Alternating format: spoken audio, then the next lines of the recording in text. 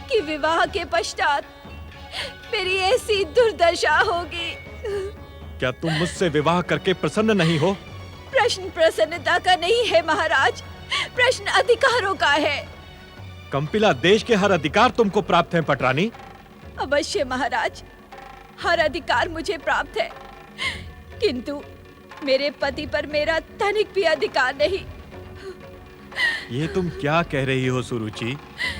आज तक हमने तुम्हारी हर इच्छा का सम्मान किया है।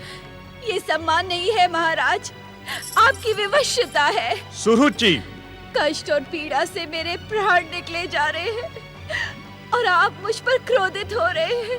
विवशता का आरोप लगाकर तुम मेरा अपमान कर रही हो पटरानी। इस कारण क्रोध आना स्वाभाविक है। तुम जिसे विवशता कह रही हो, उसे मेरी वचन निभाने की मर्यादा भी तो कहा जा सकता है।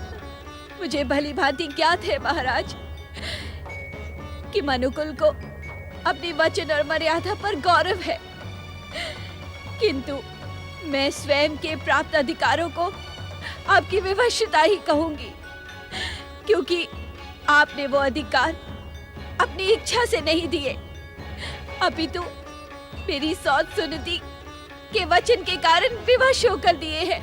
क्षमा करना सुरुचि, तुम्हारे जैसी हठी स्त्री को समझाना मेरे लिए असंभव है।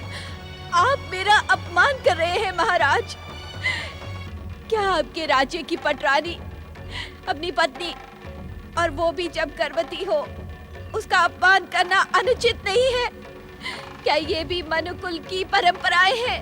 सुरुचि, सुरुचि, सुरुचि, भगवान के लिए शांत हो जाओ। तुम्हारे तीखे आरोपों का मेरे पास कोई उत्तर नहीं है। मुखरी, मुखरी,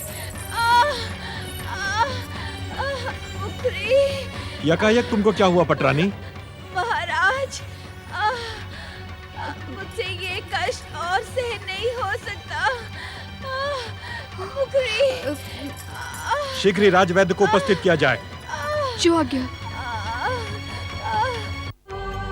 जप तप व्रत।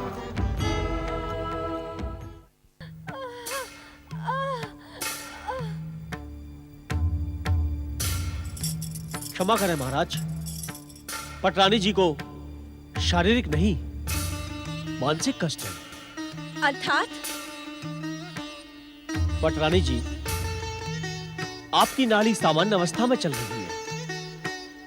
इसी कारण मुझे ऐसा प्रतीत होता है कि आपके कष्ट का कारण मानसिक है। किंतु मुझे तो आपकी बुद्धि और क्षमता पर संदेह हो रहा है। आप मेरा अपमान कर रही हैं पटरानी जी। तो इसे अपमान समझ ले। मुझे भली भांति ज्ञात है आप सब मेरी सौत सुनीति के विश्वस्त हैं। इसी कारण आप मेरे विषय में महाराज को असत्य सूचना देते हैं। ये मुझ पर अनुचित आरोप है महाराज। वैद्यकीय कार्य मेरा कर्म ही नहीं, धर्म भी है।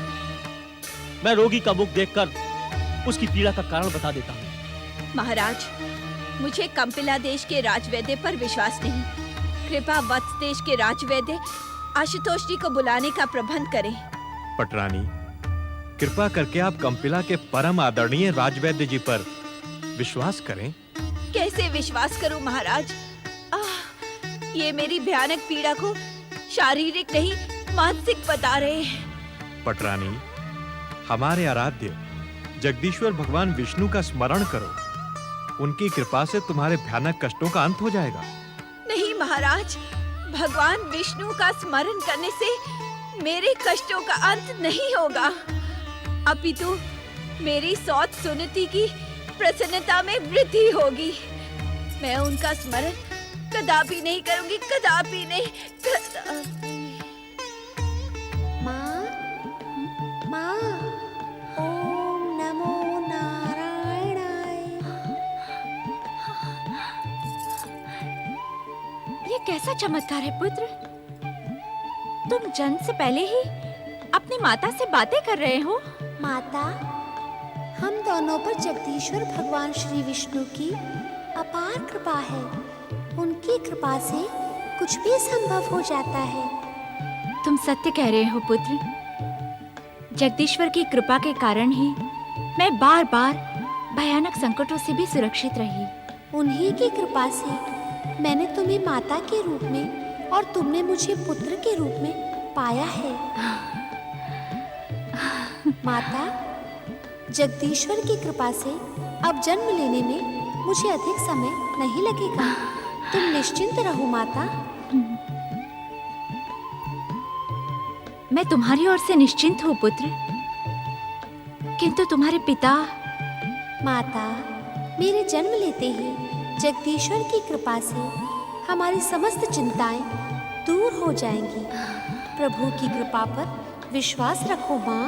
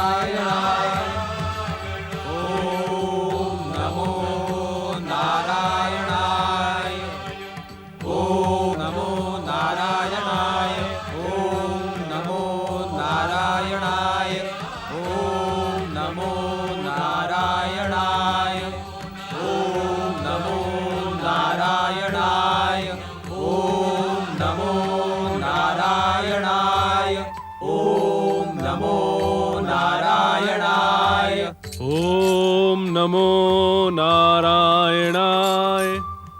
सप्तऋषियों को नारद का प्रणाम। सप्तऋषियों, आपके इस आनंद का कारण मैं समझ नहीं पाया। कृपा करके मेरी जिज्ञासा का समाधान करें। नारायण नारायण।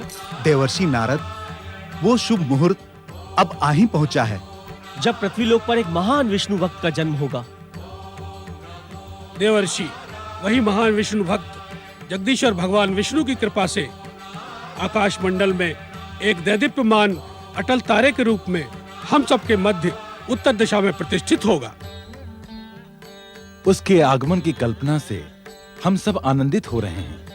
उसी आनंद में आपको सम्मिलित करने के लिए हम आपके समीप प्रकट हुए हैं। हे देवर्षि नारद, कितना सुंदर क्षण होगा वो जब भागवत भक्ति के क्षेत्र में परम भागवत भक्त जन्म लेगा। आपको शत शत बधाई हो देवर्षि। नारायण नारायण। आप सबको भी बधाई सप्तऋषियों। आपका कृपा संदेश पाकर सदा भक्ति में आनंदित रहने वाले नारद का मन भविष्य की कल्पना से प्रफुल्लित हो गया। सप्तऋषियों, नारद को यह परम पावन संदेश देकर आपने धन्य कर दिया। ओम नमो नारायणाय। ओम नमो नारायणाय। ओम नमो नारायणाय।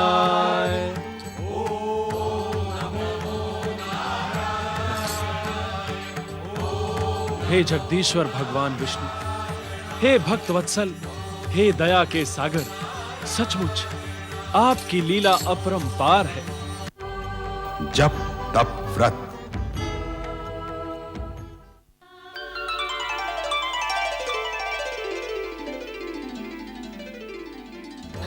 ओम नमो नारायणाय। ओम नमो नारायणाय। ओम नमो नारायणाय। ओम नमो नारायणाय। ओम नमो नारायणाय। ओम नमो नारायणाय। ओम नमो नारायणाय। ओम नमो नारायणाय। ओम नमो नारायणाय। ओम नमो नारायणाय। ओम नमो नारायणाय।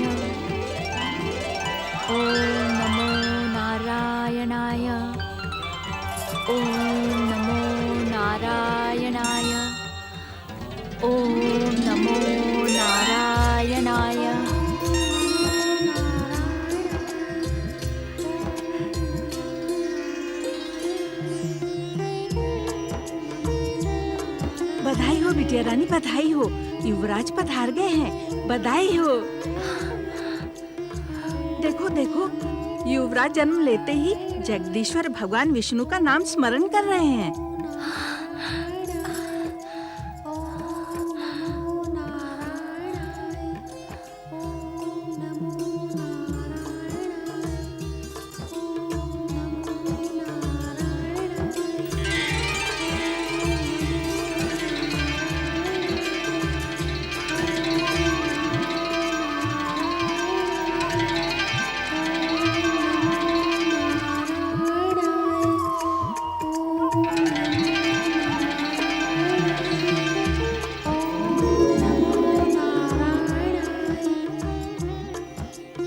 सुनीति,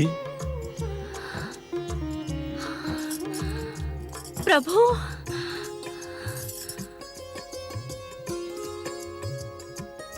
हे भक्त वत्सल भगवान, हे हर जीव पर कृपा करने वाले जगदीश्वर, इस अवसर पर आपके दर्शन पाकर मेरा जीवन तो धन्य हो गया। आपने प्रत्यक्ष दर्शन देकर मेरा और मेरे पुत्र का जीवन सफल कर दिया। आपकी जय हो भगवान, आपकी जय हो। सुनीति, तुम्हारा पुत्र हमारा परम भक्त होकर कभी भी नष्ट न होने वाली ध्रुव कीर्ति का धारक होगा। इसी कारण हम स्वयं इसे आशीर्वाद देने तथा इसका नामकरण करने के लिए प्रकट हुए हैं। हे कृपा निधान, हे दया के सागर, आपकी कृपा पाकर मेरा अंग अंग पुलकित हो गया है। प्रभु, अब शीघ्र ही मेरे शिशु का नामकरण करके मेरे सौभाग्य में और अधिक वृद्धि करें। सुनीति, इस परम भागवत भक्त शिशु का नाम ध्रुव होगा। ध्रुव? ध्रुव? हाँ, ध्रुव, बालक ध्रुव अपने पितामह मनु के वंश में सबसे अधिक उज्जवल और सर्वश्रेष्ठ सिद्ध होगा। इसकी भागवत भक्ति का आदर्श अनंत काल तक संसार को प्रेरणा प्रदान करेगा तथा अंत में ये बालक ध्रुव तारे के रूप में आकाश की उत्तर दिशा में प्रतिष्ठित होगा। तुम सबका कल्याण हो।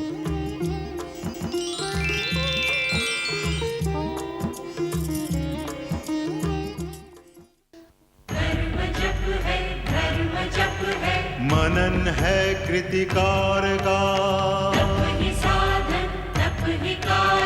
जीव के उद्धार का, व्रत है तृप्ति, व्रत है निष्ठा, दर्श है ओंकार का, दर्श है ओंकार का।